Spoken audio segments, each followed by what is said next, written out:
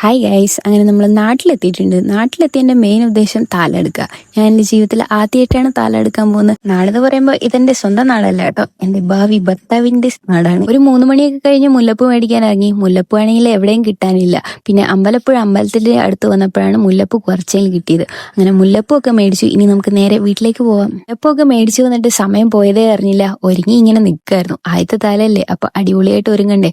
അപ്പൊ അതാ താലമൊക്കെ പിടിച്ച് റെഡിയായി നിൽക്കുകയാണ് അമ്പലത്തിലേക്ക് പോവാൻ വേണ്ടിയിട്ട്.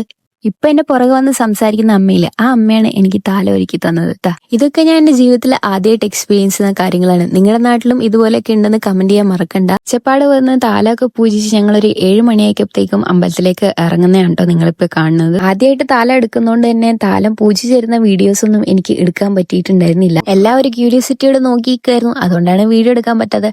പിന്നെ ഈ ഗരുഡ ചമയൊക്കെ നിങ്ങളുടെ നാട്ടിലും ഉണ്ടോ എന്ന് പറയാൻ മറക്കണ്ട. ഓരോ നാട്ടിലും പല രീതിയിലാണല്ലോ ചടങ്ങുകൾ. അപ്പൊ എന്റെ വീഡിയോ ഇത്രേ ഉള്ളൂ. വീഡിയോ ഇഷ്ടപ്പെട്ടാൽ ലൈക്ക് ചെയ്ത് സബ്സ്ക്രൈബ് സപ്പോർട്ട് ചെയ്യാൻ മറക്കണ്ട. ബാക്കി വിശേഷങ്ങളായിട്ട് അടുത്ത വീഡിയോ.